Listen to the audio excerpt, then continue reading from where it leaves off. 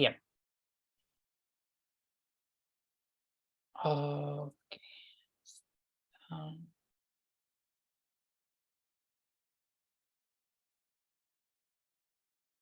espérenme 2 segundos. Ahí está. Y vamos a compartir pantalla. Bien. Ahí vemos más o menos la pantalla. Sí. Sí. Bueno. Lo que vimos en la clase pasada. Vamos a...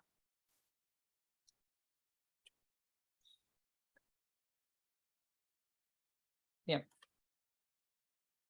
Vimos, bueno, los conceptos de la clase anterior, los tipos de contabilidad de la clase anterior.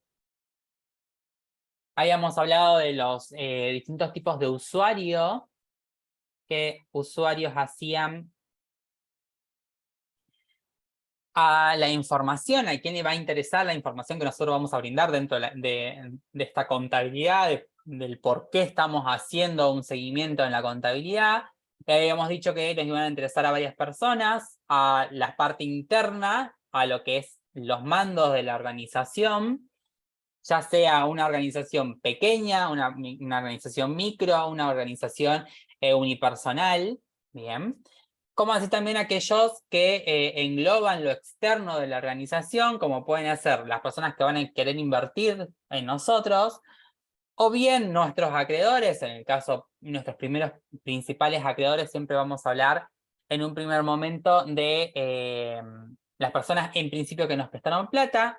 Por lo general, si es una empresa, es un banco, bien. O si estamos hablando de una unipersonal, van a ser si le pedimos un préstamo a un familiar, va a ser nuestra propia familia. A veces, cuando estamos en una unipersonal, en vez de recurrir a un banco, ¿qué hacemos? Recurrimos a nuestra familia, allegados, amigos, bien, y eso hace que ellos sean nuestros acreedores. No sé si ustedes han visto la propaganda de, creo que era del Banco Galicia, de que una parejita le pedía dinero a los suegros y como que el suegro iba viendo cada 2 por 3 qué es lo que se compraban, a dónde iban con el dinero que se le había dado en préstamo. De esa misma forma, de ese tipo de visualización, así como un poco bastante exagerada, actúan los acreedores con nosotros, ya sea bancario, ya sea no bancarizado, las entidades financieras no bancarizadas, o si pedimos a alguien allegado a nosotros, siempre van a estar el decir, bueno, mira, tiene plata para hacer esto, tiene plata para lo otro, y no tiene plata para devolverme el dinero que le presté. Pero más o menos es lo que estuvimos hablando en la clase pasada. Y luego empezamos a clasificar el tipo de personas con las cuales vamos a trabajar. Vamos a trabajar con 2 tipos de personas y esto va a depender mucho cómo estén dentro de lo que es el Código Civil y Comercial. Estamos hablando de una persona humana, es decir, una persona que se obliga por sí misma a poner un negocio y está todo a su nombre. Estamos hablando de una persona humana. Bien. No podemos hablar acá de una empresa unipersonal porque no sería una empresa en sí. Bien, una unipersonal, para que se genere una unipersonal, tiene que estar dentro o encuadrar dentro de lo que es la ley de sociedades comerciales. Si no se encuadran dentro de la ley de sociedades comerciales, no estamos hablando de una empresa unipersonal. Bien. Antes, en la ley de sociedades comerciales, decía que para que existiera empresa o existiera sociedad, debía obligarse sí o sí 2 o más personas. A ver, disculpen. Se debía obligar sí o sí 2 o más personas. Con la modificación de esta ley, lo que se permitió es que se puede crear una sociedad con una sola persona y es de ahí donde nace la unipersonal. ¿Bien? Ok. Entonces, el Código Civil y Comercial nos va a destinar a 2 tipos de personas, una humana y una jurídica. La humana nace desde la concepción, o sea, se crea desde la concepción, pero va a empezar a tener derechos y obligaciones a nivel jurídico, va a poder contratar, va a poder generar contratos, va a poder vender libremente a partir de la mayoría de edad, es decir, a partir de los 18 años. En cambio, una persona jurídica va a empezar a ejercer sus derechos y poder contraer obligaciones a partir de que el ordenamiento jurídico, como dice ahí, en este caso sería el Registro Público de Comercio, el AFIP, y o personería jurídica, depende de dónde esté inscrito, si es registro o si es personería, la habiliten a funcionar como persona jurídica. Es decir, yo para ser persona jurídica le tengo que pedir autorización a alguno de los dos entes que me van a regular. Uno es el Registro Público de Comercio o tranquilamente en vez de ir al Registro Público de Comercio me voy a persona jurídica.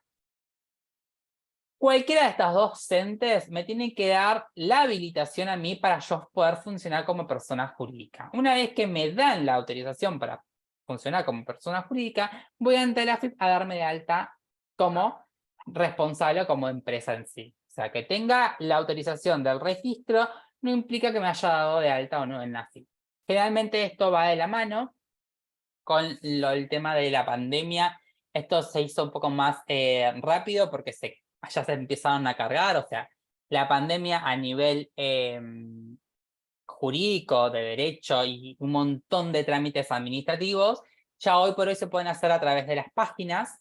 Antes sí o sí yo tenía que darme de alta en un lado, agarrar, llevar esa documentación y hacer con la FIB, hacer todo el quilombo y después volver. Como que se podía, o sea, se tardaba más en el tiempo porque yo tenía que sí o sí cumplimentar cierto tipo de ordenamiento físico. Hoy por hoy se puede hacer un ordenamiento electrónico, se puede cumplimentar documentación y demás de forma electrónica, y eso hace que me agilice prácticamente todo. Si estamos en Cipolletti o en Fernández Oro, por ejemplo, nuestro domicilio o nuestra empresa tiene domicilio en estas dos ciudades, o aún en Cinco Salto, a nosotros nos corresponde por zona irnos a inscribir o cualquier tipo de trámite presencial a la FIP que está en Roca. Bien, como tenemos Neuquén, a veces muchas personas van hasta Neuquén y gestionan su documentación en la sede de Neuquén, en la FIP de Neuquén. Pero ¿qué pasa? Lamentablemente, el AFIP sí o sí se maneja por regiones. Es decir, mi domicilio pertenece a Río Negro, por lo tanto, Río Negro le pertenece a FIP de Roca. Es decir, que yo sí o sí tengo que ir a Roca a darme de alta en ese momento. Hoy por hoy lo puedo hacer un poco más fácil desde la página. Esto sucedía mucho con los monotributistas que se tenían que dar de alta. Se daban de alta en la página de AFIBAN antes de la pandemia. Y luego debían presentar toda la documentación en AFIP de Roca. Es decir, una vez que tenías que llevar todos los papeles, tomarte un viaje hasta Roca, darte de alta ya, y si te faltaba un papel, volver a Cipolletti o Fernández Oro por ese papel que te faltaba, y después volver a ir allá, era como un ida y venía. Bien. Ya hoy por hoy, con la pandemia, esto hizo que a los monotributistas si quieren dar de alta, se dan de alta por la página, cargan sus datos biométricos por la página y listo, ya son monotributistas desde ese momento. Antes no, antes ellos te sacaban las fotos, firmabas en el pub que ellos tenían. Era todo como un protocolo. Dentro de esta persona humana, vamos a ver tres tipos de personas. La semana pasada, cuando estuvimos hablando de relación de dependencia, el monotributista responsable inscripto. Hoy vamos a hablar de estos tres, principalmente de lo que va a ser el responsable inscripto y monotributista. Y habíamos dicho que las personas que estaban en relación de dependencia eran aquellas personas que tenían un trabajo registrado, ¿bien? Aquellas personas que se le da el recibo de sueldo. Esa sería como la lógica de la relación de dependencia. Y ahí más o menos estuvimos diciendo que, bueno, que podemos tener recibo de sueldo y estar debajo de relación de dependencia, podemos no tener recibo de sueldo y estar debajo en relación de dependencia. ¿Por qué? Porque hay una relación laboral. por más que medio o no medio contrato, por más que estemos o no estemos dados de alta en nuestros aportes en el ANSES, pero estamos en relación de dependencia, trabajamos a órdenes de otra persona. Y ahí es donde también nos hacía ruido y entraba en controversia la opción de lo que es el monotributista.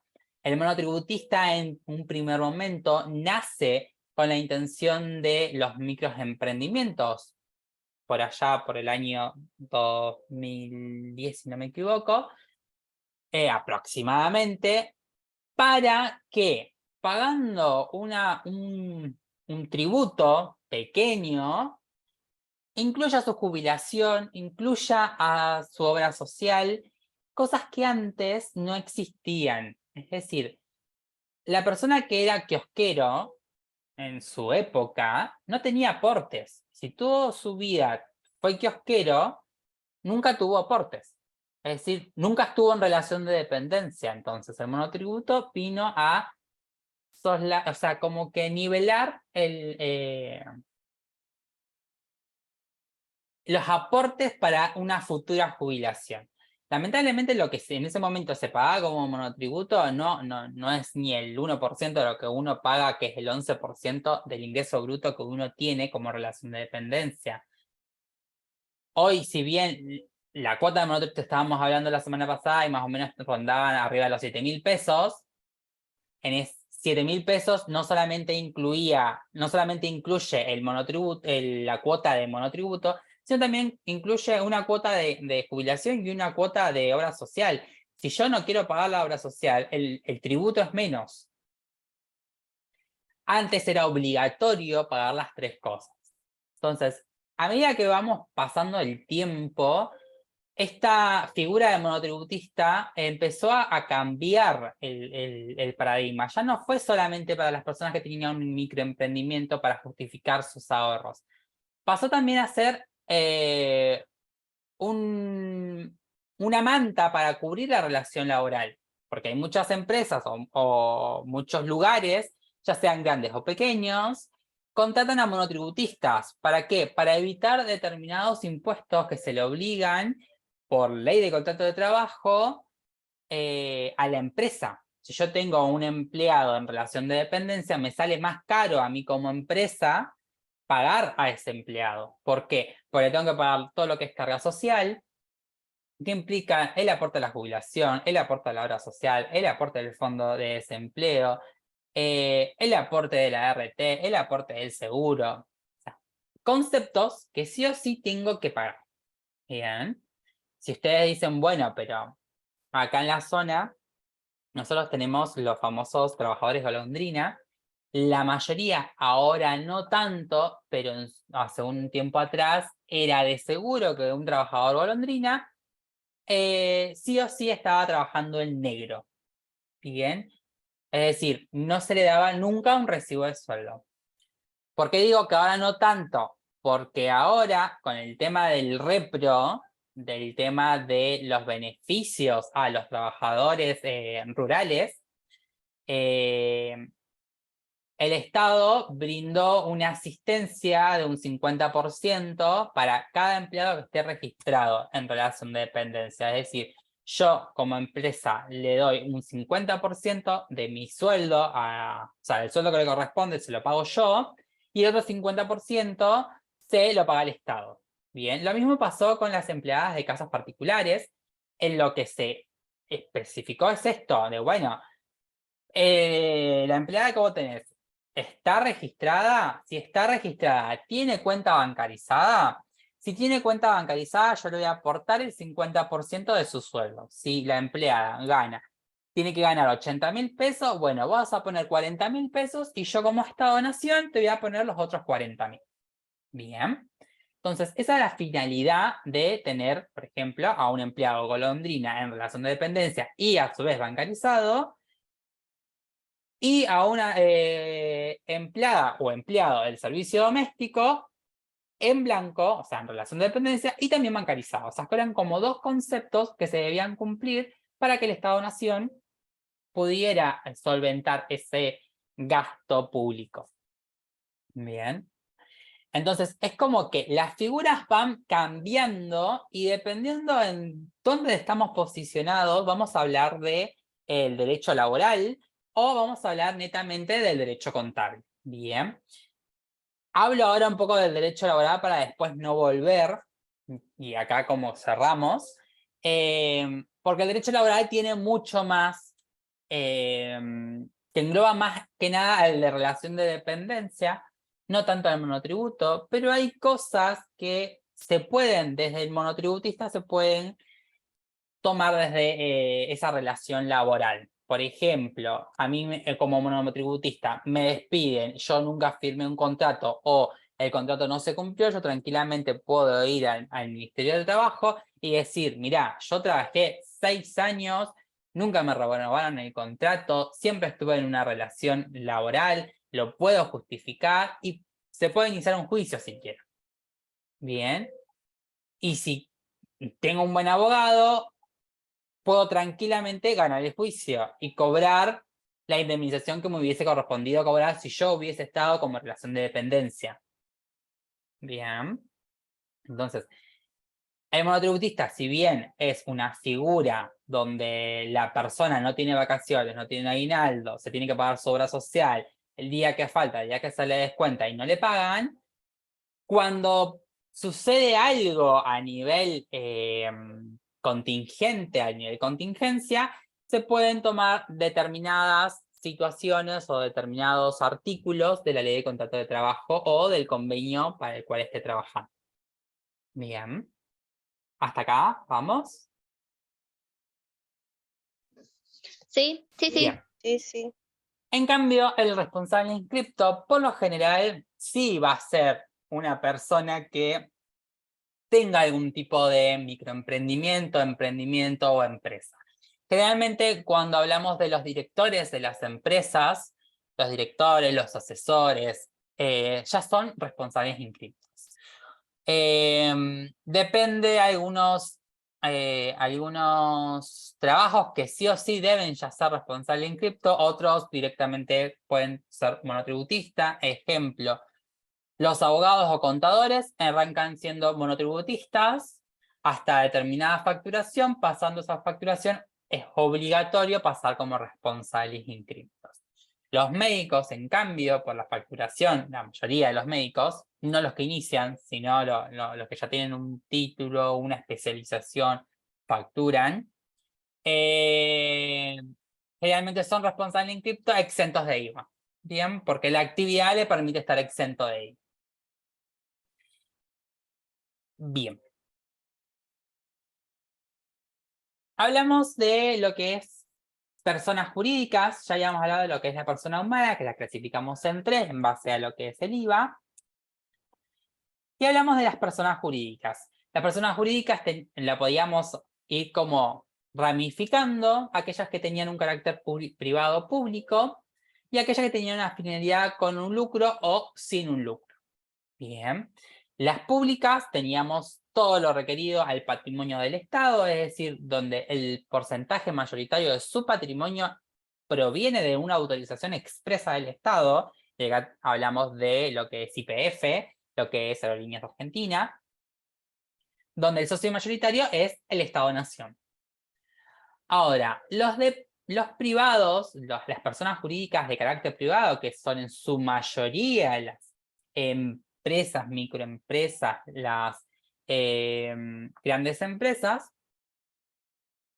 tienen que tener patrimonio propio. Es decir, el Estado no le da en ningún momento la autorización para ver qué es lo que se hace con su patrimonio. Que acá hablamos, por ejemplo, tuvimos 100.000 pesos de ganancia este año. Ok. Si soy una empresa privada, yo llamo a mis accionistas, nosotros 5 somos accionistas. Bien, les digo, bueno, ¿qué hacemos con estos 100.000 pesos que nos quedan de la ganancia del año anterior? Bueno, uno me puede decir, bueno, repartámoslo en partes iguales. Otro me puede decir, no, mirá, dejemos un 20% de ahorro por las dudas, un 10% capitalicémoslo, es decir, aumentemos el capital, sin más acciones, y el resto el 70% repartámoslo entre nosotros. ¿Estamos todos de acuerdo? Perfecto.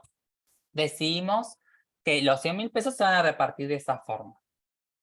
Si hubiese estado el Estado-Nación, con la mayoría de los votos, el Estado-Nación me va a decir, bueno, tenemos 100.000 pesos, vamos a hacer esto.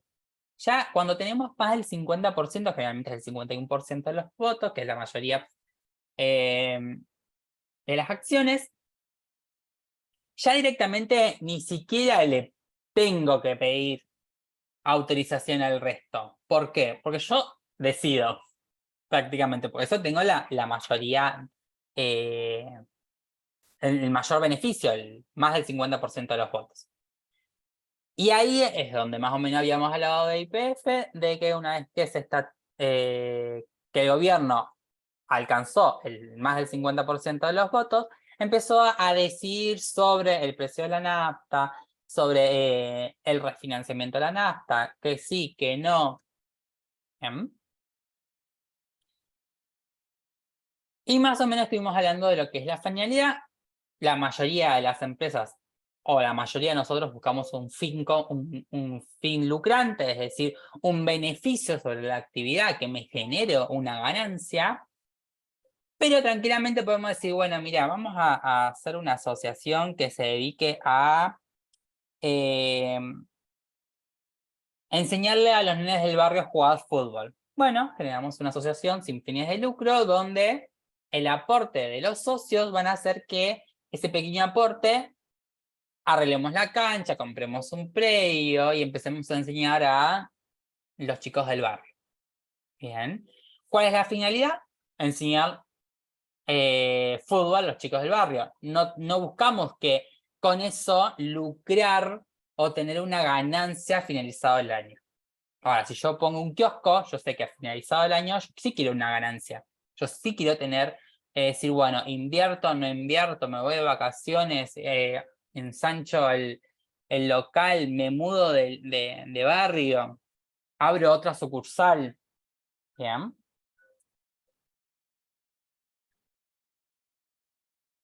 Dentro de estas personas jurídicas de carácter privado, vamos a hablar generalmente de, según el Código Civil y Comercial, sociedades, asociaciones civiles, simples asociaciones, fundaciones, iglesias, mutuales, cooperativas, consorcios y otras. Bien. Generalmente, si bien estos a grosso modo, nosotros podemos, depende cómo lo encaremos, llevar la misma contabilidad por uno o por el otro. Bien, la contabilidad para las asociaciones o las personas jurídicas sin fines de lucro es mucho más sencilla porque lo que generalmente se tiene es ingreso de dinero y gasto.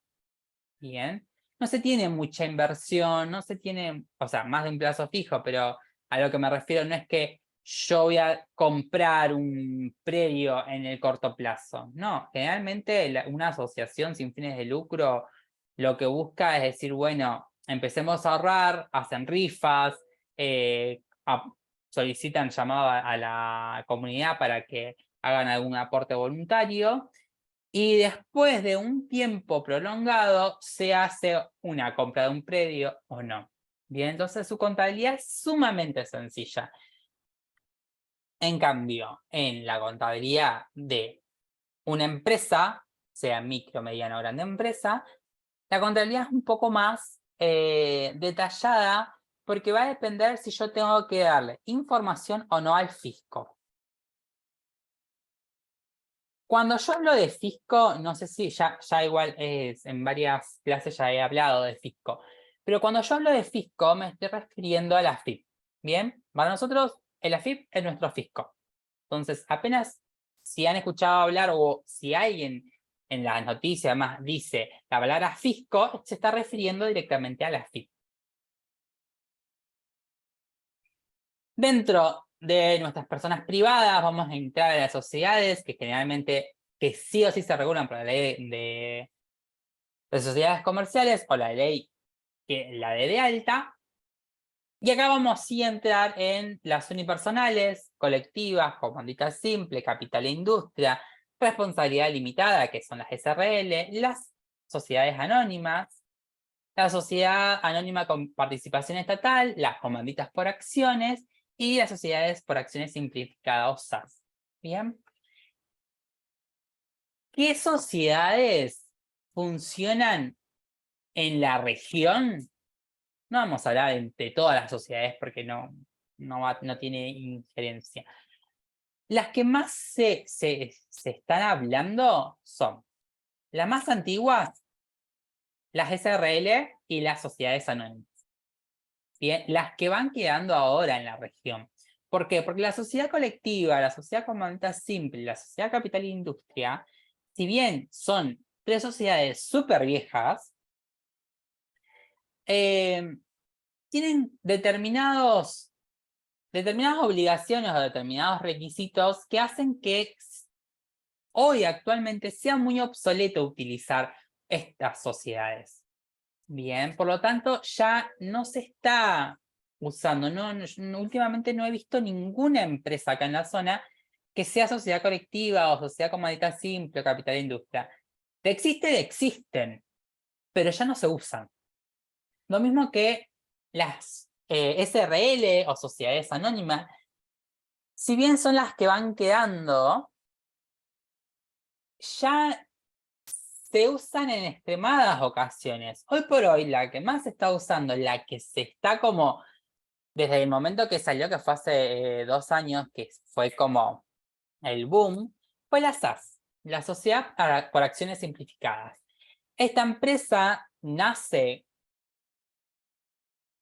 con también el desarrollo de lo que es la pandemia, y ahí es donde toma más impacto, porque lo que hace es decir, antes existía la sociedad de hecho. La sociedad de hecho no tenía ningún tipo de carácter jurídico, es decir, no estaba dentro de la ley de sociedades. Para que una sociedad sea sociedad, legalmente, tiene que estar encuadrada dentro de la ley de sociedades comerciales o dentro del Código Civil y Comercial. La sociedad de hecho no existía como una sociedad en sí. Eran 2 personas que se juntaban, que generaban una sociedad de hecho, no había un contrato de por medio, no tenían una regulación, eran sumamente irregulares, y después en el momento de la disolución o en el momento de la quiebra, era sumamente difícil saber quiénes eran los responsables. Todo este tipo de sociedad, sea la SRL, la SA, la unipersonal no, y la SAS, estas 3 sociedades, las personas que la integran, sean socios o sean accionistas, son socios solidarios, es decir, responden de forma solidaria ante cualquier eventualidad. Ejemplo, nosotros somos una empresa, somos 5 personas y tenemos un reclamo. El cliente nos puede venir a reclamar a cualquiera de los 5. Bien, puede reclamar a la SAS, o sea, a la persona jurídica, y nos puede reclamar a su vez individualmente a cada uno de nosotros.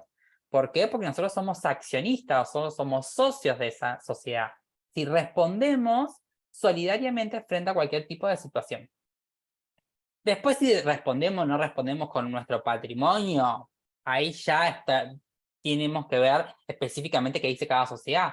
Pero en principio lo que genera estos 3 tipos de características es que los socios, sea una sociedad, una SAS, una SA o una SRL, van a responder de forma solidaria a cualquier tipo de eventualidad. Entonces, la que hoy más se utiliza es la SAS. La SAS, la SA y la SRL, la contabilidad es similar. Por lo que nosotros vamos a hablar un poco de lo que es qué documentación tenemos que llevar. Pero antes de hablar de todo esto, vamos a hablar de qué es el IVA. Antes de empezar a hacer algún cálculo, antes de empezar a ver contabilidad, cómo nos vamos a manejar, cómo vamos a cargar documentación, cómo vamos a hacer un... ¿cómo se llama esto? Un comprobante, ya sea pagaré, ya sea factura, qué tipo de factura, un remito, una orden de compra, que se registra contablemente, que no se registra contablemente. Antes de hacer cualquier de esas cosas, vamos a hablar de lo que es el IVA. Bien, y acá sí voy a necesitar de la sabiduría que cada uno de nosotros podemos llegar a tener, que hemos escuchado, que hemos visto, que hemos estudiado o no, o lo hemos trabajado. ¿Qué entienden por lo que es IVA? ¿Qué es el IVA? A ver si alguien se anima a responder esto. ¿Qué es el IVA? Ingreso al valor agregado, eso es la sigla. O no me acuerdo el I, pero creo que era valor Vamos a agregado. poner, vamos a ver qué es lo que cada uno dice. ¿Quién más? Impuesto al valor agregado. Impuesto, eso. Perdón. Tenía valor agregado. Bien. El correcto es impuesto al valor agregado. Perfecto.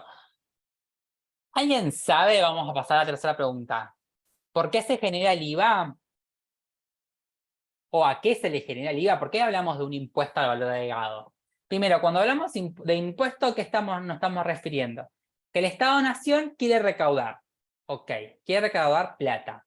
¿Cómo recauda ese dinero? ¿Cómo se genera el IVA, este impuesto al valor agregado? O sea, por algo me lo están cobrando.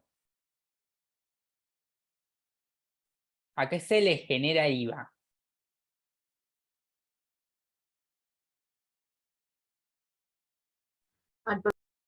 ¿Cómo, ¿Al perdón? producto?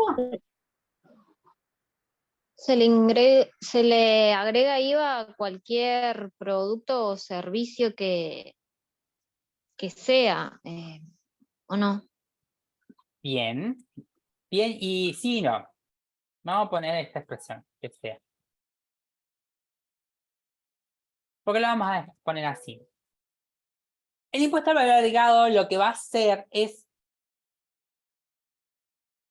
agregarle un porcentaje de recaudación al producto, es bien lo que dijeron, o servicio generado en Argentina. Ese es, en principio, el primer concepto que se tiene. Producto o servicio generado en Argentina. Todo producto que se genere, todo producto de elaboración argentina, debe estar pasado, en más menor medida, tiene que tener sí o sí este impuesto. Es decir, yo le tengo que agregar el porcentaje para la recaudación del Estado. Ejemplo, yo tengo un producto, vendo, no sé, colchones. Colchones a 2.000 pesos. No es que yo solamente voy a vender los colchones a 2.000 pesos, no. Yo, sí o sí, estos 2.000 pesos que tengo de colchones, le tengo que agregar IVA. ¿Por qué? Porque es un impuesto que me exige el Estado-Nación. Ahora, ¿puedo yo declararlo, no pagar este IVA? Sí, ahora vamos a ver la cadena de IVA. ¿Quién es el que en realidad paga el IVA? Pero en principio, si yo fabrico colchones y esa fabricación de colchones lo vendo a 2.000 pesos, yo no lo puedo vender solamente a 2.000 pesos, le tengo que vender a 2.000 pesos más el IVA. Y también los servicios. Si ustedes ven, no sé si han tenido el placer de ver nuestras boletas de luz, que fortuna, o sea, tenemos el Chocón a 100 kilómetros y pagamos más de luz que los que pagan nuestros queridos vecinos de Buenos Aires. Todo. Ustedes van a ver un concepto que va a decir IVA. ¿Por qué? Porque al ser un servicio que se produce en Argentina y se da en Argentina a la población, ese servicio también genera un IVA. Bien, que en este servicio el IVA lo paga el consumidor final. Y ahora vamos a ver qué es lo que hablamos del consumidor. Y acá es una controversia. Nosotros habíamos dicho que los productos o servicios generados en Argentina eran los que iban a tener IVA. Aparecieron servicios, porque nosotros como argentinos no podemos conformarnos únicamente con lo nacional. Siempre buscamos también lo internacional, ¿no? Entonces, hace unos años, hace muy pocos años, ¿qué dijeron? Bueno, todo servicio que se preste en Argentina va a tener IVA. Acá, y fíjense que acá son dos cosas, conceptos distintos, porque acá hablamos de servicio generado. Ejemplo, Netflix. La plataforma que fue boom en la pandemia. Netflix es una plataforma argentina. No, No, no. No. Bien. La época del periodo de Cristina, me acuerdo porque justo había una profesora que se quejaba de esto. En ese momento salía $1 en Netflix, me lo acuerdo patente. Se quejaba de que en la última época de Cristina no se podía ni siquiera contratar servicios de Netflix porque era causa de declaración de impuestos a las ganancias. El dólar de Netflix, porque en ese momento estaba súper mega restringido la compra de dólares. Después con el tiempo esto fue cambiando, después todos tuvimos Netflix. Y con el tema de uno de los impuestos a los dólares, con la última restricción que hace Macri, después continúa y engrandece la magnitud de la situación Alberto Fernández. Es decir, bueno, Netflix se paga en dólares y como yo tengo restringido la venta de dólares, primero, de los 200 que te puedo dejar mensualmente, si vos consumiste Netflix este mes, te lo voy a descontar. Y como es un servicio que si bien no es argentino, pero se presta en Argentina, te voy a cobrar el IVA. Y después los famosos impuesto país e impuesto a las ganancias que se generan sobre el dólar. Pero antes el IVA sobre Netflix, por ejemplo, no existía. Sobre las plataformas web, que generalmente son Dropbox, algún otro tipo de plataforma que yo quiera utilizar, como Zoom, Meet, que son servicios que no son propios de Argentina, no se generan en Argentina, pero se prestan a los usuarios argentinos, empezaron a cobrar IVA. ¿Por qué? Por el simple hecho que es un servicio prestado en Argentina. Y a eso, como está dolarizado, se le cobró impuesto a las ganancias, y a eso se le cobró el impuesto país. Bien, y si estamos en la provincia de Río Negro, a eso se le cobra el porcentaje de la provincia de Río Negro. Bien, conceptos que antes no existían. Antes no existían el impuesto país, que existió con Alberto Fernández. Antes no existía el impuesto a las ganancias sobre los servicios prestados, como Spotify, Netflix, Dropbox, que ahora sí. Antes no existía el impuesto provincia sobre estos servicios prestados que estaban en dólar, y antes no existía el IVA sobre estos impuestos o estos servicios prestados en Argentina. Bien, como que fueron mutando a medida que va como corriendo el... Obviamente esto es económico y político, que bueno, hoy todo servicio que yo tenga, que por más que sea del exterior se preste en Argentina, va a tener IVA, va a tener impuesto país, va a tener impuesto a las ganancias, va a tener impuesto de Río Negro. Bien. No sé si les ha pasado que se han tenido la casualidad de alquilar con Booking o con Albur o comprar un pasaje en una plataforma no nacional, como la línea argentina, por ejemplo, que el servicio te lo cobra, te dice en pesos, pero te lo termina cobrando en dólar y al final el dólar te salió más caro porque al cierre de la tarjeta, la cotización, los impuestos fueron más altos que cuando vos lo solicitaste. Bien. Entonces, son cuestiones que antes no existían. Cuando uno iba alquilaba por Booking y eran $300, eran $300. Hoy son $300 más el impuesto país, más el impuesto a las ganancias, más el IVA, más el impuesto a la provincia de Río Negro si tenemos domicilio en Río Negro. Si tenemos domicilio en Neuquén, no tenemos impuesto de Neuquén. Bien, si tenemos domicilio en Córdoba, tenemos impuestos sobre el dólar en Córdoba. Como que el Estado-Nación, ya sea provincial o nacional, va a buscar la forma de recaudar. ¿Y cómo recauda el Estado-Nación? A través de impuestos. Y uno de ellos es el IVA. El impuesto al valor agregado es un impuesto nacional de carácter recesivo. ¿Por qué? Porque este impuesto, tenemos dos tipos de impuestos a nivel nacional. Tenemos un impuesto que hace que la economía crezca y hay otro impuesto que hace que la economía se retraiga. Bien, un impuesto recesivo.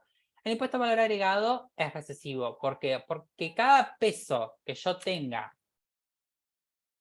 por cada peso que se genere en Argentina, 21% se lo lleva el Estado.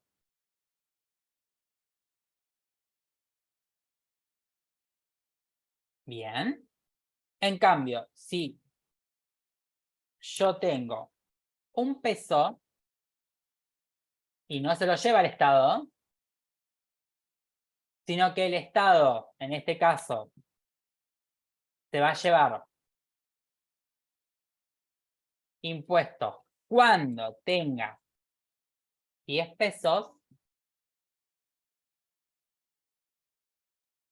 estamos hablando de un impuesto que hace crecer la economía. ¿Por qué? Acá es un poco controversial, pero quiero que tengan en cuenta esto. Si yo acá, en cada cambio de peso, 21% se lo lleva el Estado, estoy diciendo de que el Estado, de ese peso que yo logro conseguir, me está sacando el 21%, que es un montón. O sea, en un peso, si no lo vemos, veámoslo en 100.000 pesos. 100.000 pesos por el 21%, ¿cuánto es?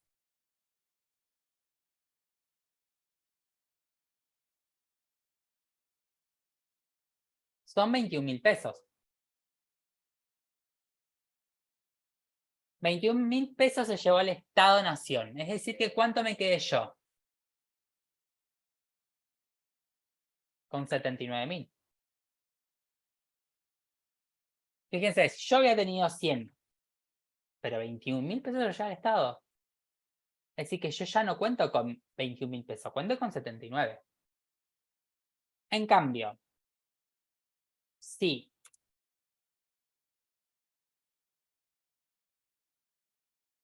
esos 100.000 pesos no se los lleva el Estado, sino que el Estado se lo va a llevar cuando tenga 1.000.000, significa que la economía está creciendo. ¿Por qué? Porque en este caso, solamente si tengo 1.000.000, el Estado me va a sacar el 21%. Si no tengo el 1.000.000, no me va a sacar nada. Que es el famoso impuesto a las ganancias.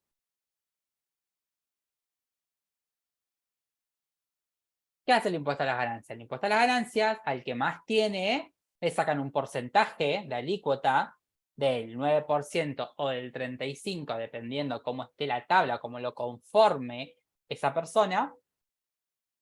Pero si yo no llego al piso, es decir, bueno, el Estado-Nación me dice que a partir de los 400.000 pesos que cobra el empleado, no le voy a sacar impuesto a las ganancias. Ahora, si tiene 400.100, sí le voy a sacar impuesto a las ganancias del 7%.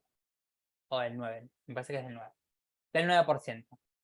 Es decir, solamente le voy a sacar el 9% a esos 400.100 pesos. Pero si él cobró 400.009, no le voy a sacar el 9%. Es decir, que solamente en estos casos le voy a sacar a la persona que más tenga. A la persona que no tenga, no le voy a sacar. En cambio, acá no me interesa quién tiene y quién no tiene. Ustedes pueden cobrar de sueldo 1.000.000 o pueden cobrar 10.000 pesos. Yo a los 10.000 pesos le voy a sacar el 21% y al 1.000.000 le voy a sacar el 21%. ¿A quién voy a perjudicar más? Y voy a perjudicar al que menos tiene, porque si yo a esos 10.000 pesos le saco el 21%, le estoy dejando menos dinero para que consuma, menos dinero para que ahorre, menos dinero para que invierta, menos dinero para que la economía crezca.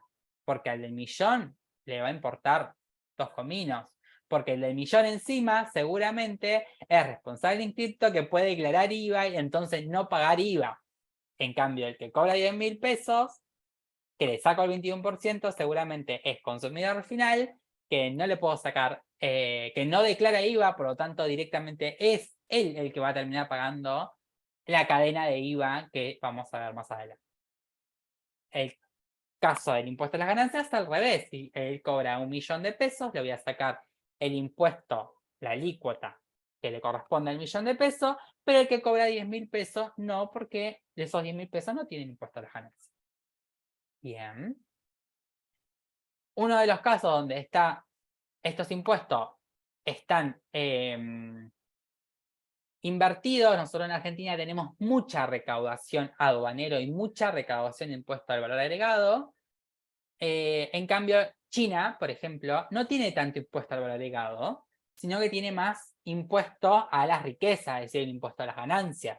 Entre más ganan las personas, más impuestos van a tener que pagar. Por eso, toda la mayoría de las empresas de Oriente, Corea, China, Tailandia no, porque es medianamente pobre, Japón, que son potencias económicas, la mayoría se ve mucho, pero mucho el lavado de activos, el lavado de dinero. ¿Por qué? Y está mucho más controlado el lavado de activos por una cuestión de esto, de que el Estado se está privando de impuestos. En cambio, en Argentina, como yo recaudo más sobre impuesto por valor agregado, y no me fijo tanto sobre el lavado de activos. Hace muy poco tiempo se empezó a, después del caso de Lázaro Báez, se empezó como a profundizar el lavado de activos. ¿Por qué? Porque ya fue obviamente demasiado alevoso. Entonces, en estos casos, recién a partir de ahí se genera una brigada de lavado de dinero en todo el sector nacional y se controla un montón. ¿Por qué? Porque recuerden que hace unos años, como no existía lavado de activos, las empresas, ¿qué hacían? Tenían paraísos fiscales. Antes del primer periodo de Cristina ya habían muchos empresarios, grandes empresarios, medianos empresarios que tenían paraísos fiscales. Que es más, los del mismo gobierno tienen paraíso fiscal. Entonces, lo que se empezó a hacer es evitar que se fuguen capitales con el lavado de activos. ¿Hasta acá? Medianamente. ¿Vamos? Sí, sí. Bien. Sí, sí. Entonces, Argentina tiene un impuesto sumamente, un ingreso sumamente recesivo porque tiene mucha recaudación de valor agregado que lo termina pagando el consumidor final y no la cadena de mandos anteriores. Ahora, ¿qué porcentaje tenemos de IVA? ¿Alguien se acuerda? ¿Alguien sabe? 21, 21 es el 10,5. más normal. 10,5, vamos a ver en qué, y me falta uno. ¿Puede ser que 17 el otro o no? No, 10 No. puntos más, 27. Ah, el 7 por ahí. 21% es el genérico. El 27 es de los servicios. Acá, genérico, no servicio. Acá es el 27 para todo tipo de servicios. Luz, agua, gas, televisión, telefonía celular. Todo tipo de servicio, el 27. A no ser que haya un convenio puntual en el cual ese tipo de servicio tenga una alícuota distinta. Pero si no, es del 27. ¿Bien? Ahora, ¿quiénes son los que tienen el 10,5? ¿Alguien sabe?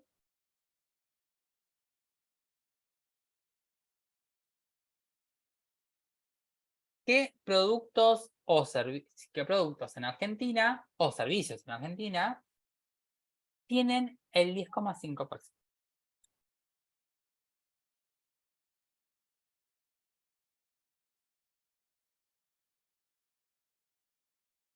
Lo que ingresa de afuera, No.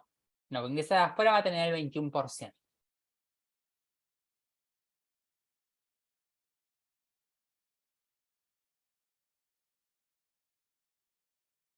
Lo que hizo el Estado Nacional fue decir, bueno, si bien te voy a colocar un 21% sobre todo lo que produzcas en Argentina, no así los bienes que sean de primera necesidad. Por ejemplo, lo que son precios cuidados, que supuestamente no tienen tanto incremento en IVA ni tampoco en impuestos, es como un precio sin eso, algo así sería, Sí y no, ¿o no? porque el precio cuidado lo que hace es ponerle un máximo y un mínimo al producto que se vende. Pero no necesariamente el precio cuidado está dentro de los bienes de primera necesidad. Los bienes de primera necesidad hablamos de leche, la harina, el pan. En su momento había aceites como precios cuidados. El aceite es bien de primera necesidad. Algunas verduras tienen, por ejemplo, la papa, zapallo, tienen el 10,5 porque son bienes de primera necesidad. Hay otros, por ejemplo, el brócoli, los coles de Bruselas no van a tener el 10,5 porque no son bienes de primera necesidad, por eso salen más caros. Y los servicios de salud, que acá es donde difiere de los servicios genéricos. Todo tipo de servicio de salud tiene el 10,5 y no el 21%, ni el 25%. Y todos los bienes registrados como primera necesidad tienen el 10,5. Bien. ¿Quién me da los bienes de primera necesidad? Nuestro famoso INDEC. Ellos nos van a decir cuáles son los bienes de primera necesidad, cuáles son los bienes de lujo, cuáles son los bienes intercambiables. Bien. Y sobre eso se le va a calcular el porcentaje que le corresponde. Yo, por ejemplo, si me dedico a la venta de leche, no le puedo poner el 21%, o no, el Estado-Nación no me puede cobrar a mí el 21% si yo soy distribuidor de leche. ¿Por qué? Porque la leche es un bien de primera necesidad. Ahora, ¿qué tipo de leche?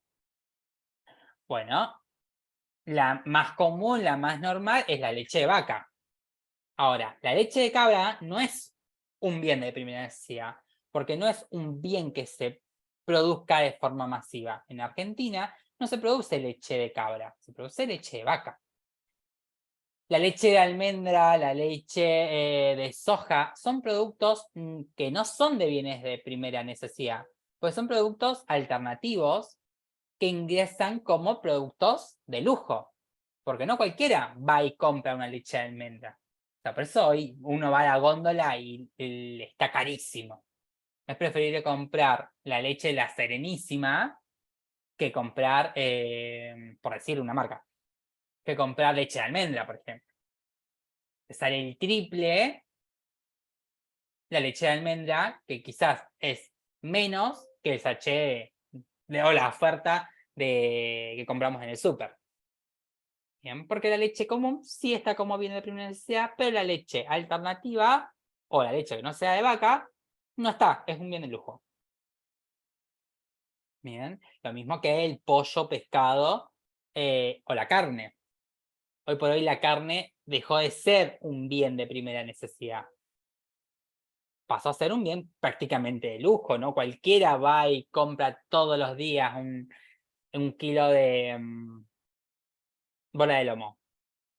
No, no cualquiera va y compra un kilo de salmón. No, son productos que no son de bienes de primera necesidad. El pollo sí es prácticamente un bien de primera necesidad, por eso sale mucho más barato, es más económico, es más accesible y demás. La carne no, y el pescado tampoco.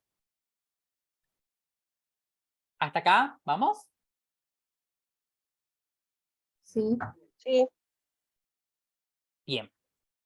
Entonces ya hablamos de qué genera IVA, ya hablamos de qué era el IVA, de este tipo de impuestos que se generan en Argentina.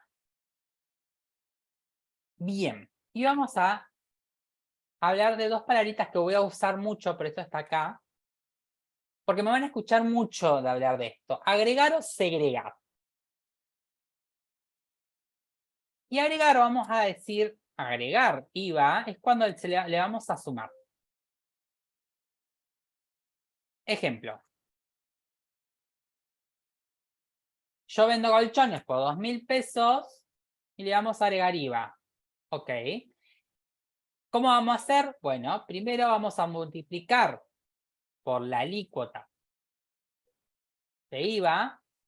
Y acá vamos a generar otro concepto que diga alícuota. ¿Qué es la alícuota? Es el porcentaje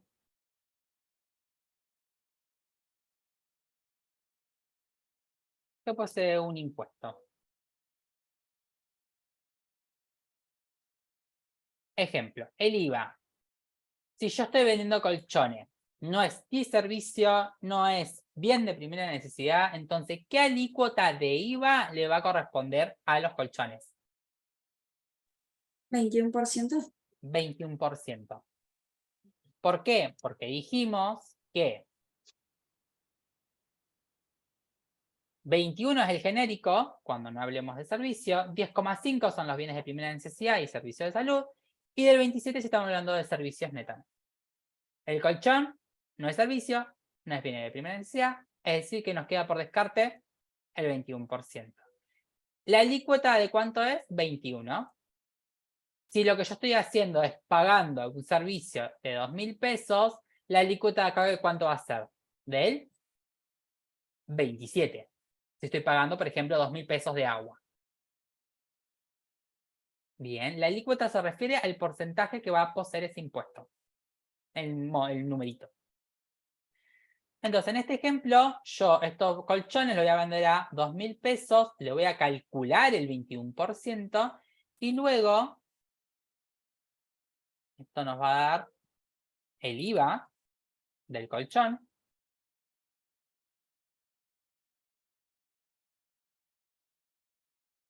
Y el precio con IVA va a ser 2.000 más el IVA del colchón sería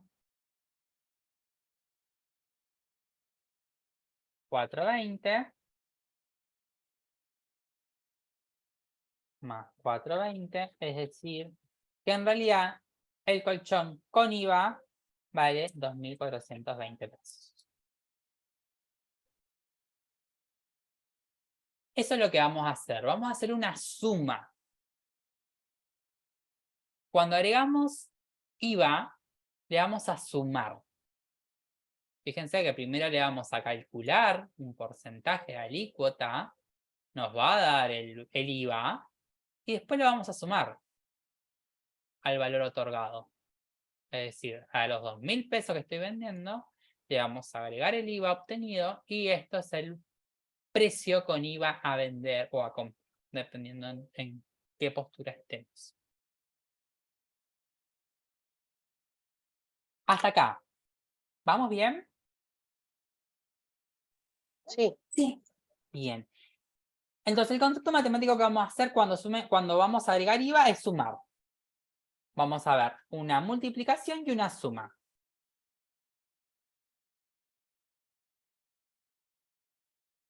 Vamos a multiplicar la alícuota de IVA y le vamos a sumar ese IVA. La gran diferencia que hay en agregar es el segregar. ¿Qué es el antónimo? Bien, es lo contrario de agregar. Es decir, le estoy quitando IVA a ese precio. Bien. Segregar nosotros vamos a referirnos cuando estemos quitando IVA. Lo vamos a quitarle, vamos a quitar el IVA a ese precio. ¿Qué va a pasar acá en esta quita de IVA? Vamos a dividir y luego restar. ¿Y qué es lo que vamos a dividir? ¿Y qué es lo que vamos a restar? Bueno, un ejemplo va a ser, yo vendo televisores por 5.000 pesos. No lo hago a los valores que sale ahora porque nos va a dar números altísimos y al ejemplo no nos sirve. Yo vendo televisores 5.000 pesos. Perfecto. Pero estos 5.000 pesos tienen IVA incluido. En realidad, yo necesito saber cuánto le corresponde al televisor y cuánto le corresponde al IVA. Si nos ponemos acá, en la que le agregamos, vamos a decir que el colchón solo valía 2.000 pesos. El IVA era de 4.20. Y cuando vendí el colchón, lo vendí a... ¿Cuánto dijimos? 2.420. Eso es lo que hicimos acá, cuando le agregamos IVA. Yo tengo el importe solo, neto de IVA. Le voy a agregar, le voy a sumar el IVA. Y lo voy a vender por esas dos sumas. En cambio, cuando yo tengo que segregar, este es el IVA que ya está incluido, que puede ser cuando compré o cuando vendí. Ahora vamos a ver qué pasa con esto y cómo lo vamos a ir viendo. Pero quiero que tengan este ejemplo en claro. Yo necesito saber cuánto le corresponde al televisor, cuánto le corresponde al IVA,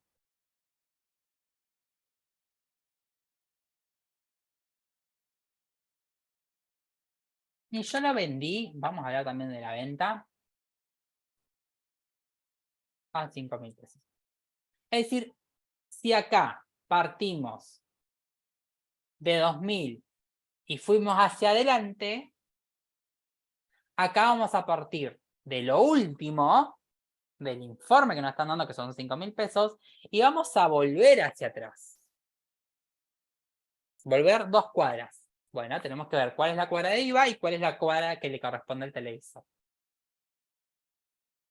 ¿Cómo hago esto? Bueno, divido y resto. ¿Qué es lo que voy a hacer? Voy a decir 5.000 pesos, lo voy a dividir por 1,21. Bien. Esto de manera coloquial sería 5.000 dividido 1,21, que nos va a dar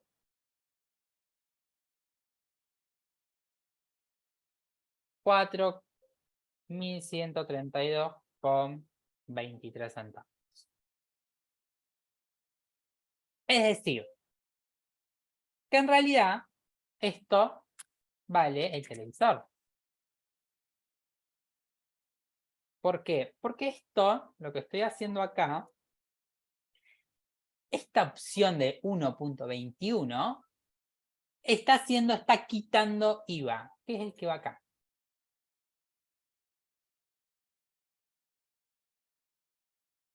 La quita de IVA corresponde a dividir este valor de 5.000 por 1,21 y nos va a dar el valor del televisor original.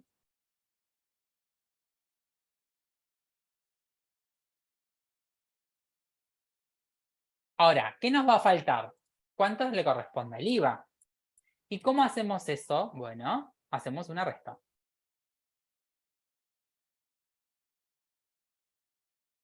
Restamos los 5.000 menos los 4.132,23. 132,23. Es decir, que el IVA nos va a dar 867,77. Este es el IVA.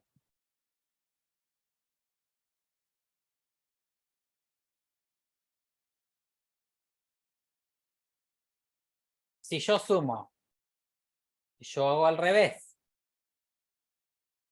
5.000 más 867,77, ¿qué me va a dar? No, perdón. 4.132,23 más 8.067,77 nos va a dar los 5.000 pesos que tenemos acá. Bien.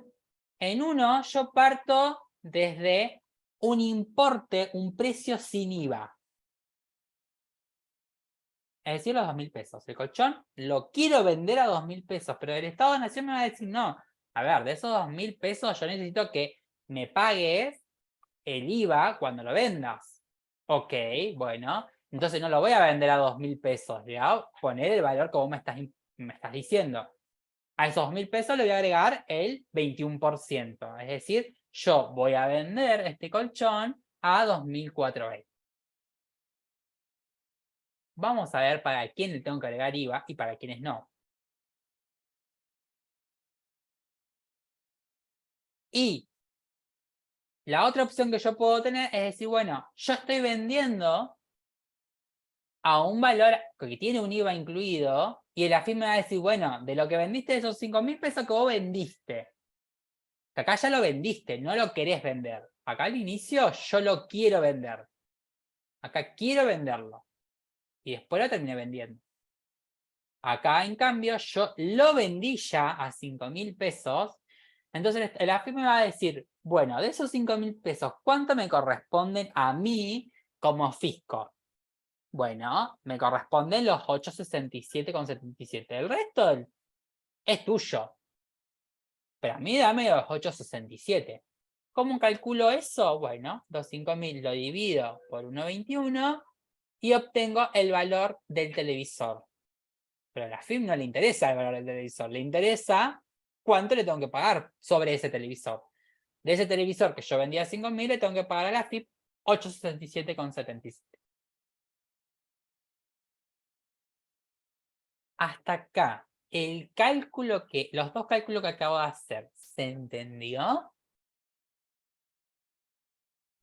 Sí, sí. Sí. ¿El resto? Sí. Sí. Bien.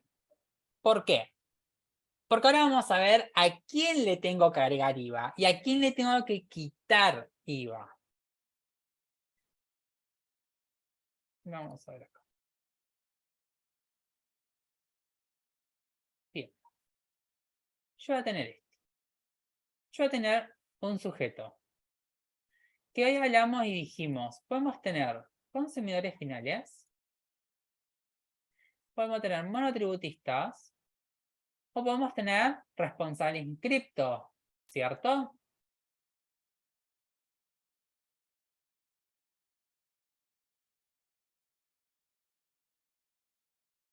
El IVA, que es el valor agregado, podríamos tener 21, 10,5 o 27. Este es el IVA. Estos tres, perfecto. Estas son las alícuotas, habíamos dicho. Ahora,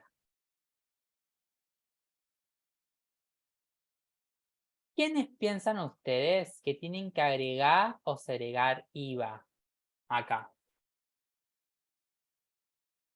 ¿Quiénes son los encargados de hacer esto? ¿Quién agrega, quién quita, quién declara, quién no declara? ¿Alguien me puede decir? Los responsables inscriptos tienen que agregar o no.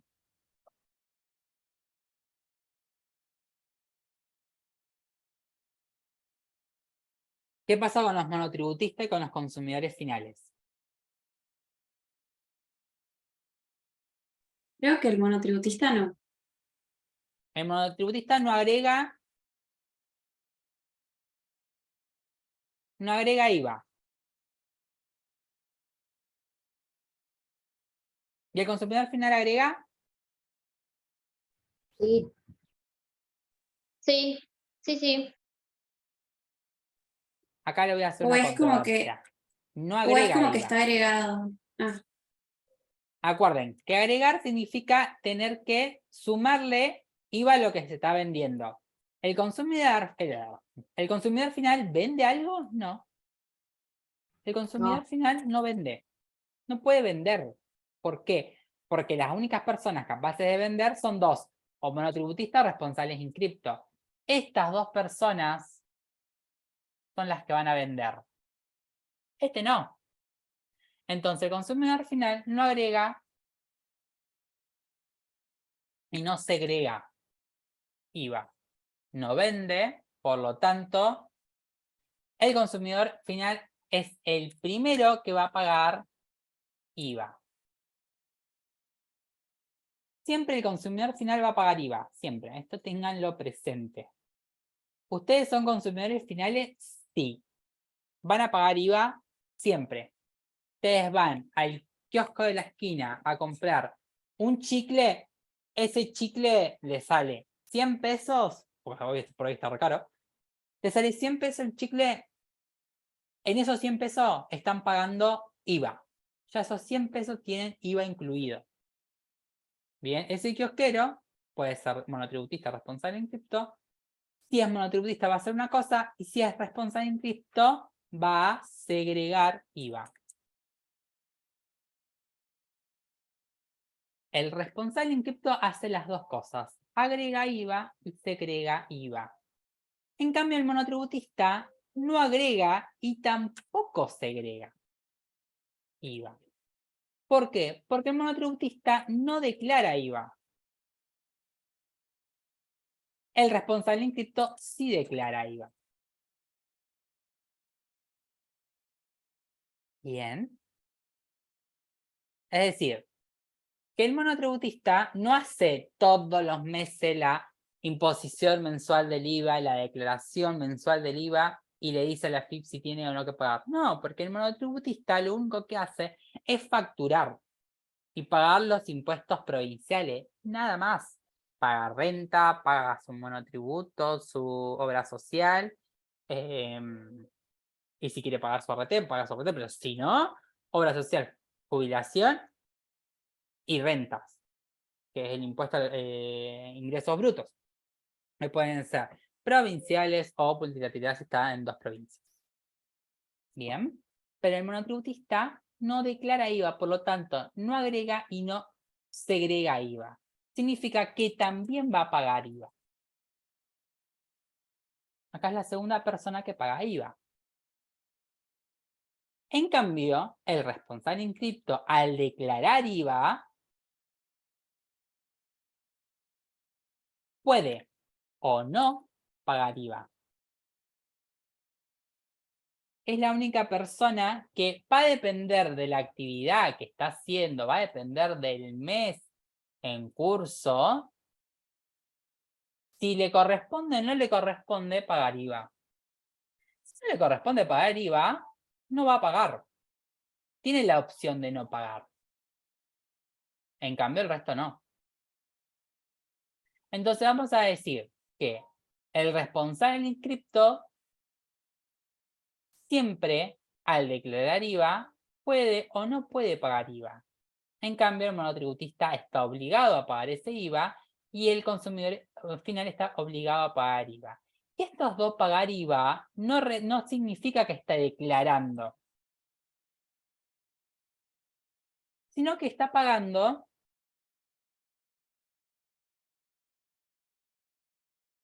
de forma indirecta. No lo paga de forma directa. Ustedes cuando van al kiosco y compran un chocolate, ¿no? Te van a comprar algo dulce. Compran un chocolate. Bien. Ustedes ahí le están diciendo, bueno, yo te pago, el chocolate vale 200 pesos. Un block chiquito. Ustedes están diciendo, bueno, yo le voy a pagar 200 pesos y le voy a agregar también el IVA. Toma, ¿te pago el IVA aparte? ¿Alguna vez hicieron eso? No. No. No, Ustedes le no, dijeron, porque se supone, son 200 y ustedes pagan 200. claro, se supone Entonces, que el que puso el precio el cuando... kiosquero ya le puso el IVA. Ahora, en realidad, ¿quién en realidad terminó pagando el IVA? Ustedes. Porque si el kiosquero es responsable en cripto, dice, bueno, yo voy a ver a fin de mes si pago el IVA o no. Porque si me sale a favor mío, no lo voy a pagar. Ahora, si me excedí de ventas, sí lo voy a pagar. Pero en realidad el que terminó pagando a ojos cerrados, ¿quiénes fueron? Ustedes, que pueden ser consumidores finales o pueden ser monotributistas. Bien, ustedes siempre nosotros siempre vamos a pagar IVA. El responsable en cripto puede o no puede pagar IVA, va a depender. Le traía a colación la semana pasada de que cuando están en relación en cripto, facturan con una declaración de IVA. Esa declaración de IVA implica en todo, ya sea una compra de combustible a una compra en el supermercado. Tranquilamente, cualquiera de estas dos compras, yo le puedo decir, no, mira, pasá mi quit porque soy responsable en cripto, y la empresa tiene la obligación de darme una factura A, si es que son responsables en cripto, y listo, y ya con eso, yo después a fin de mes declaro IVA. Bien, que por eso vamos a ver los comprobantes. Pero antes de eso yo quería que vean esto, porque vamos a empezar a decir, bueno, quién agrega, quién segrega IVA. Quiero que tengan presente estas operaciones. Cuando agregamos IVA, vamos a sumar y vamos a multiplicar. Primero multiplicamos por la alícuota, que la tenemos acá, cualquiera de estas tres, y después le vamos a sumar. En cambio, cuando vamos a segregar IVA, vamos a quitar de ese importe que nos está dando el enunciado o el comprobante, vamos a decir cuánto le corresponde al IVA y cuánto no le corresponde. Es decir que acá nosotros vamos a trabajar con esta persona, el responsable en cripto que declara IVA. Bien. Estas dos solamente las vamos a utilizar para ver cómo inciden en el responsable en cripto, pero en realidad nosotros vamos a trabajar con este responsable en cripto. Este responsable en cripto puede ser una persona humana o puede ser una sociedad, que por eso es lo que vimos antes. Bien, y vamos a decir, ¿cómo estamos de horario? ¿Ya estamos en el horario? ¿Una hora? Una hora y media.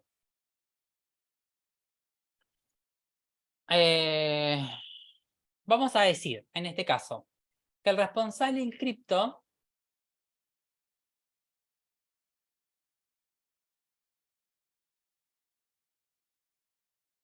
inscripto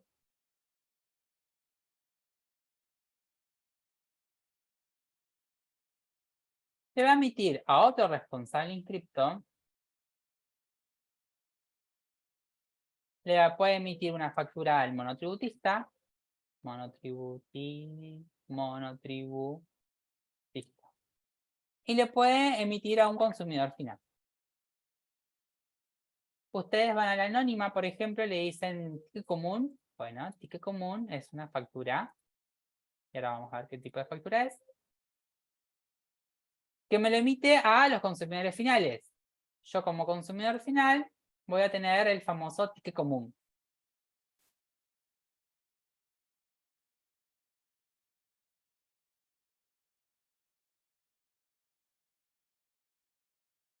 Ahora, el monotributista también va a tener un ticket común, pero sí tengo quit.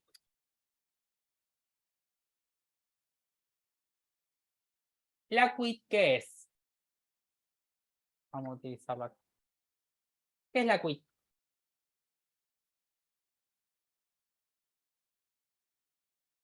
Tenemos quit y quid. ¿Alguien sabe la diferencia?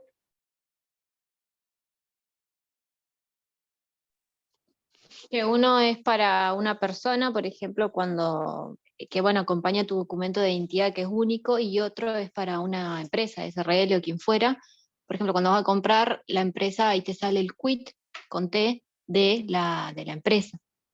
Bien. Y bueno, la persona tiene quill con él.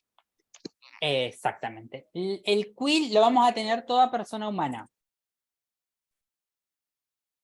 El quill solamente lo van a poder tener personas humanas. ¿Sí? Todos nosotros. ¿Hoy vimos el concepto? Bueno, personas humanas. ¿Por qué? Porque esta es la clave de identificación laboral.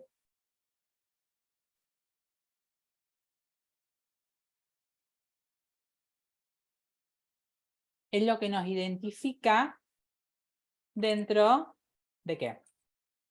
De la ANSES. Yo me puedo identificar dentro del ANSES no solamente con mi documento, sino con mi quill.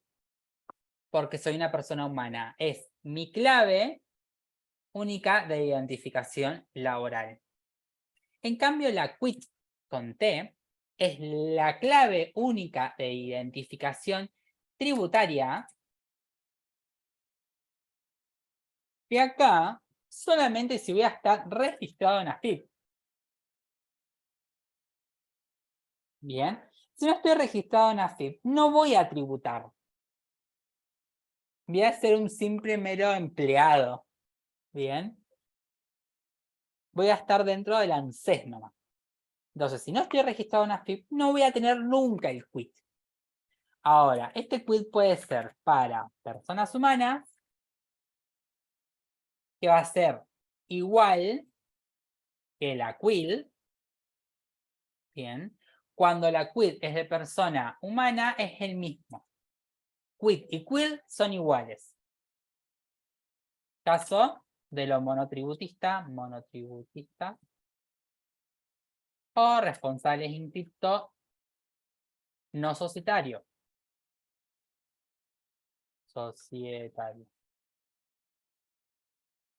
O una persona jurídica.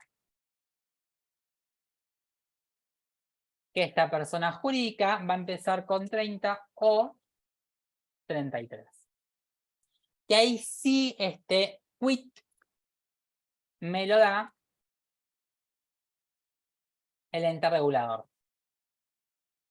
Y vamos a llamar ente regulador a el registro público y o personalidad jurídica. Yo, lo que estuvimos hablando hoy al inicio, para darme de alta como una persona jurídica, es el registro público de comercio o personalidad jurídica la que me va a autorizar como persona jurídica desde el momento que yo presento toda la documentación. Que presento el estatuto, que presento el contrato social y demás. Bien. Que siempre esto puede empezar con 30 o 33. La persona humana, la que estamos caracterizado en AFIP, el quill va a empezar 20 para el sexo masculino, 27 para el sexo femenino, acá pueden haber excepciones,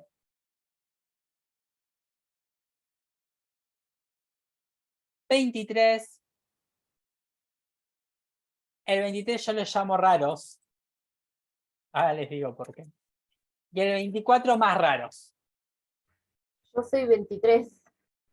¿Por qué lo llamo así?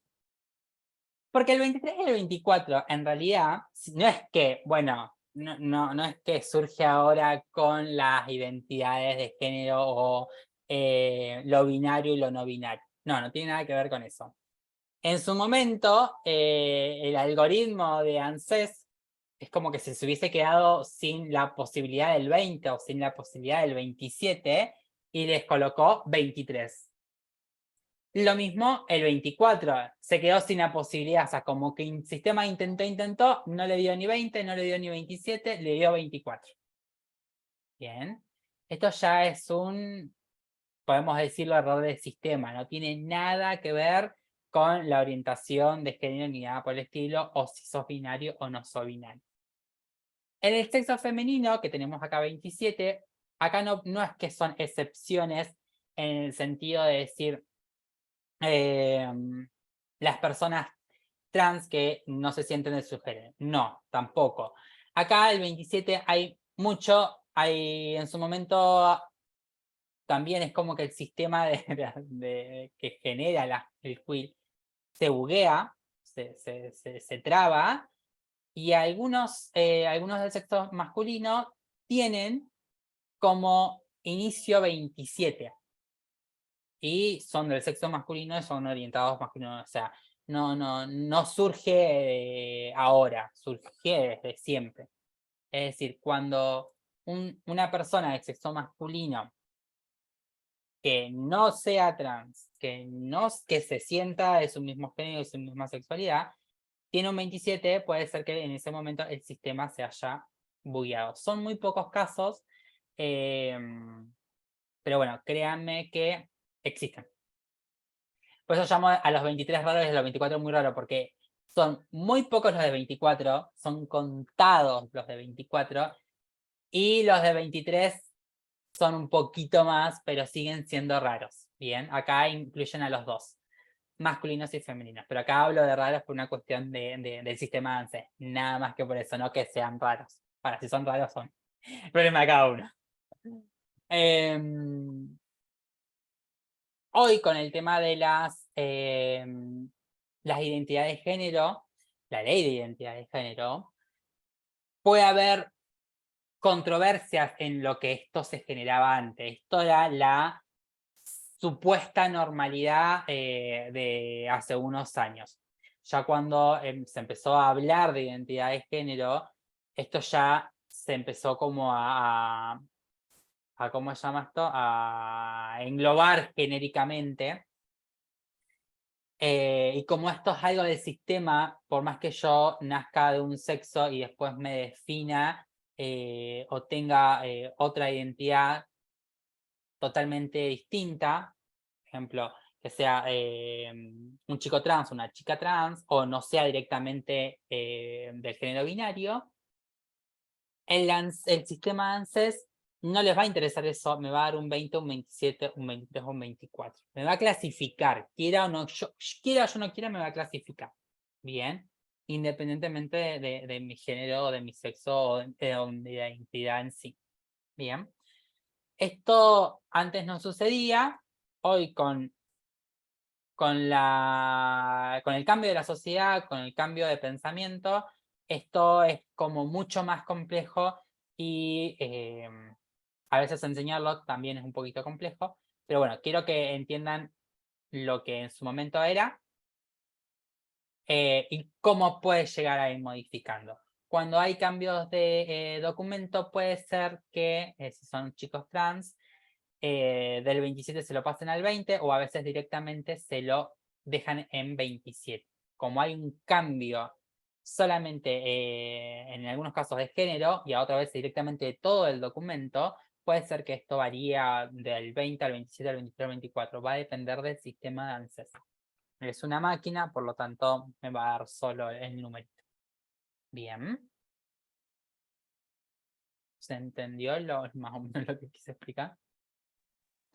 Sí, sí. Bien. Sí. Entonces,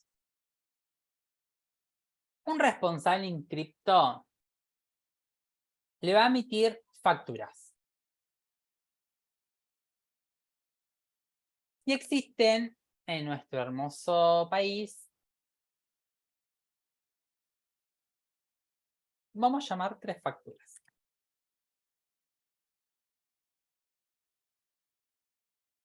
La factura A, la factura B y la factura C.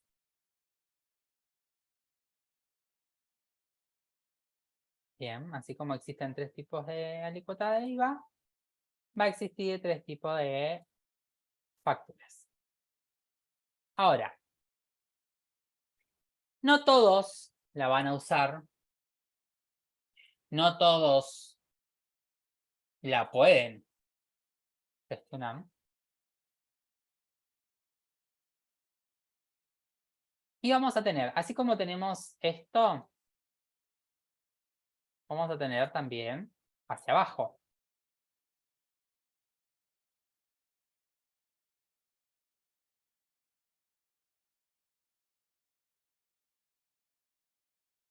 ¿Qué vamos a decir? Un responsable en cripto le va a facturar a otro responsable en cripto una factura.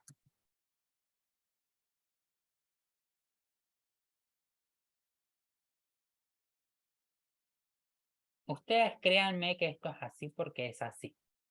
Después vamos a ver por qué esto se genera así.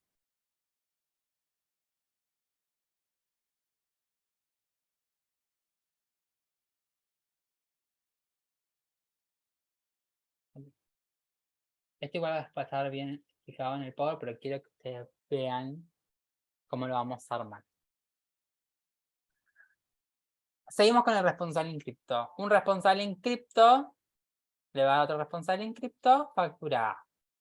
Perfecto. Un responsable en cripto le va a dar a un monotributista. ¿Qué factura piensan ustedes? ¿B? ¿Cómo? B. ¿B? B. Había escuchado E, porque yo dije, se me están yendo mucho. No, una factura B. ¿Y a un consumidor final? La C.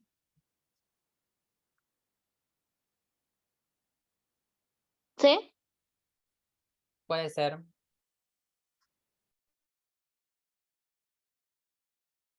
¿Qué es la Es B, factura ¿no? C? Ahí va, partamos de, porque hay tres tipos de factura. ¿Cuál es la diferencia de estas tres facturas? ¿Alguien sabe? Que ¿Se una declara o no el se- IVA? Claro. Bien. perdón. Si declara o no se declara IVA. Acá voy a declarar IVA. Acá no declaro, o sea, no expreso IVA. Acá expreso IVA. Acá en la factura B no expreso IVA, pero contiene IVA. Y acá vamos a llamar, o vamos a decir entre comillas, no existe el IVA.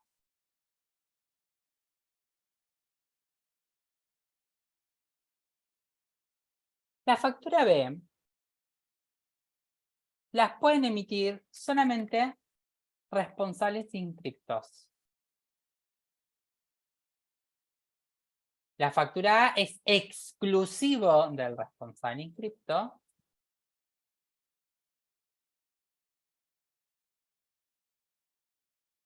Y la factura C es exclusivo del monotributista. ¿Por qué? Porque el monotributista no tiene que ni declarar, ni segregar, no tiene que contener, no hay absolutamente nada que le exija declarar el IVA. Entonces, no, para el monotributista el IVA no existe. Entonces, se le otorga que él declare una factura C. Entonces, yo, como tenemos un kiosco, somos responsables en cripto, le vamos a comprar, vamos a la fiambrería y le pedimos, mirá, yo tengo quit, hacemos una factura. Re loco que ir a la fiambrería que me haga una factura con la quit, pero le podemos pedir, estamos en todo nuestro derecho. Nos hace una factura. El kiosquero, el de la fiambrería es monotributista porque recién está empezando, no quiere pagar tantos impuestos, entonces él es monotributista. Ok, él me va a dar una factura C, porque él en ningún momento la AFIP le va a obligar que declare el IVA que calculó sobre la venta de ese enfiambre. No lo va a hacer nunca, porque a la AFIP no le interesa que le declare el IVA, le interesa que esa persona pague su monotributo, para que con ese monotributo tenga un aporte a la obra social, tenga un aporte a su jubilación y demás. En cambio, si yo soy responsable en cripto, yo que os quiero, soy responsable en cripto, voy a cargar nafta a la YPF, que la YPF es responsable en cripto, le digo, che, mira, dame una factura. Primero me va a pedir el número de quit, sí o sí. Y si le doy el número de quit, me va a dar una factura dependiendo. Si ambos somos responsables en cripto, una factura A, o si yo soy monotributista me va a dar una factura B, que en esa factura no me va a decir si me están cobrando algún porcentaje de IVA. En cambio, la factura de A sí me va a decir, me va a haber un renglón que diga IVA 21%, tanto. En la factura B no existe. Pero ¿qué pasa? La persona que me está dando esta factura después lo tiene que declarar y ahí vamos a ver cómo hacemos en una factura B. Entonces me dan una factura B, perfecto. Yo como no monotributista, ¿qué hago? Nada. Porque yo no tengo que declarar ¿Te puedo nada. hacer una pregunta? Sí, decime. El responsable inscripto a otro responsable inscripto, sí o sí le tiene que hacer una factura A o se puede hacer la B, pero no tiene validez en cuanto a la declaración del IVA, digamos. Muy bien, muy buena pregunta. ¿Escucharon el resto? Bueno, supongo Medio que sí. cortado.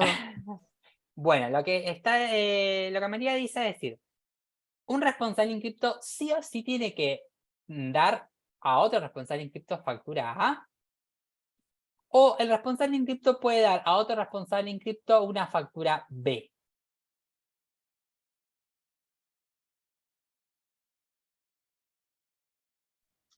Se puede En dar realidad, cualquiera de las dos, ¿no? depende. En realidad lo que corresponde es una factura A, obligatoriamente.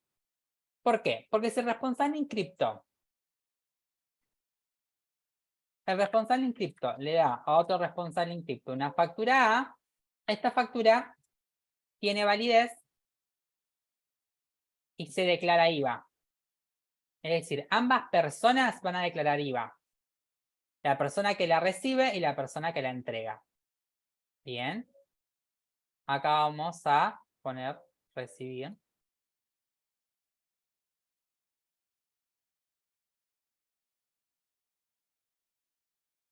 Y acá vamos a poner entrega.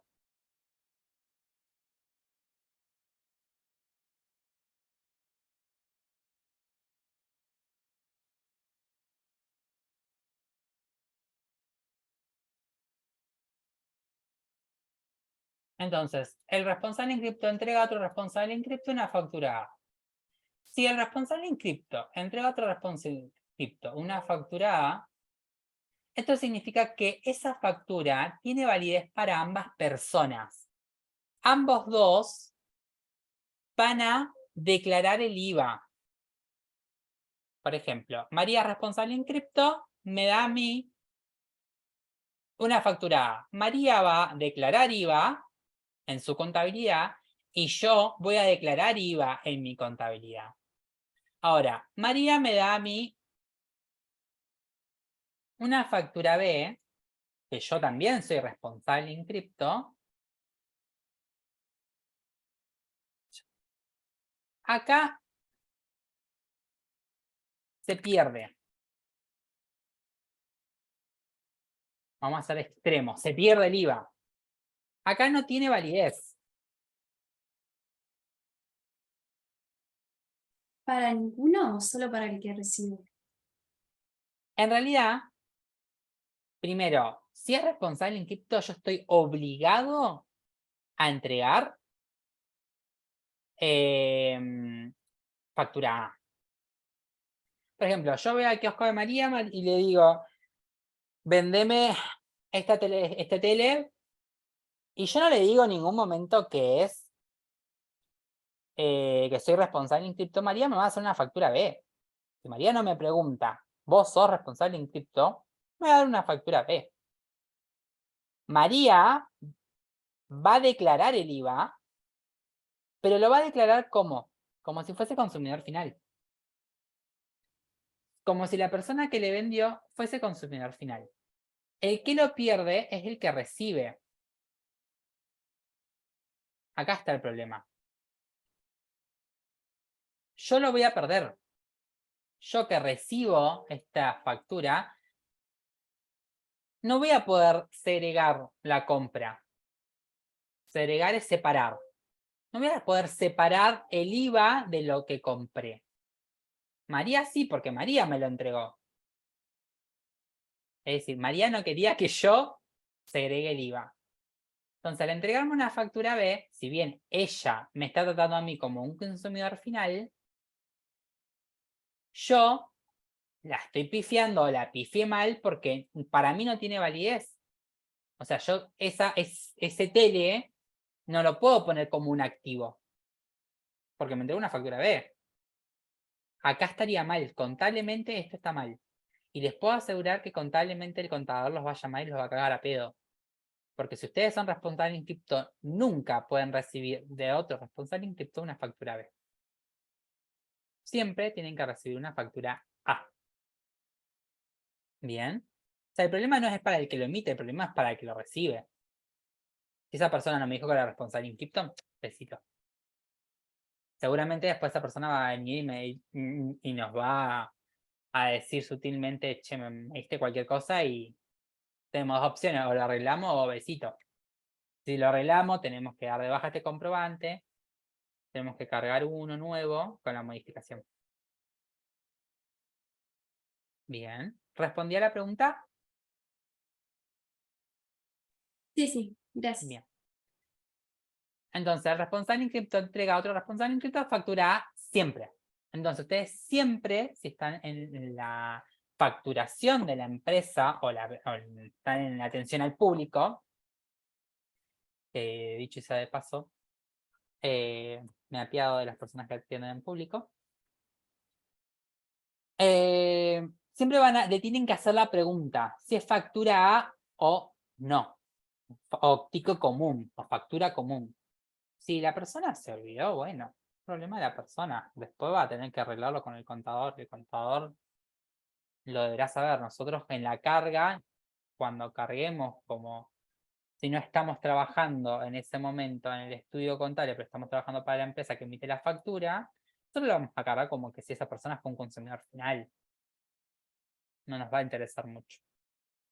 No, es al contador, en realidad, a la profesión del contador, después ver cómo resuelve esta situación. Que a veces lo puede como obviar, decir, bueno, nada. O puede solicitar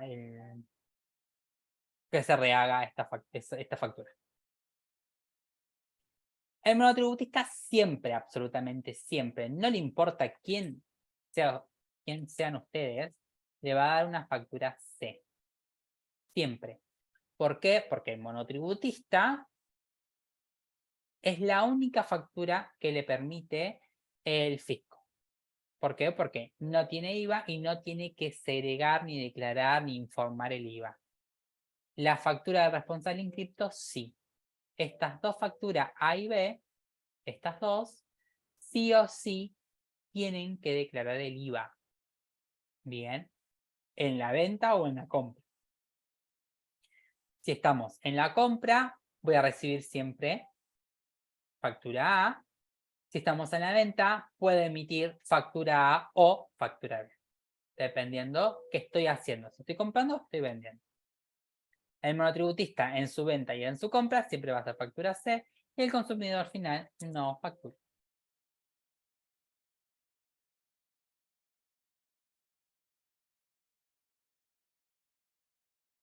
Bien, esta reglita técnica parece absurdo, pero la necesitamos sí o sí.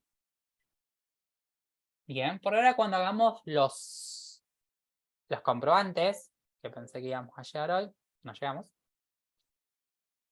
Vamos a ver.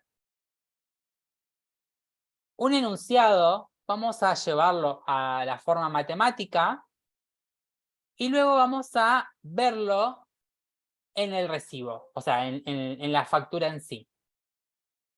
Vamos a ver un enunciado, lo vamos a llevar en la forma matemática y una factura B.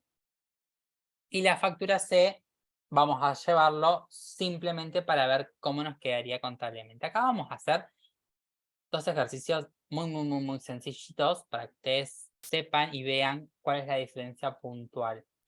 Y que en la contabilidad del responsable en cripto sí nos va a cambiar cuando sea una factura A o cuando sea una factura B.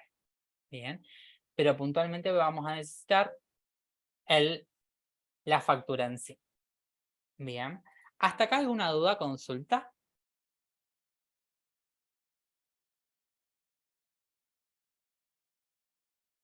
No. ¿No? ¿Estamos bien? No. Sí. Ok. Ya estamos en horario. Bien. Ok. Todo esto lo que fuimos haciendo de a poco, vamos a tener un power.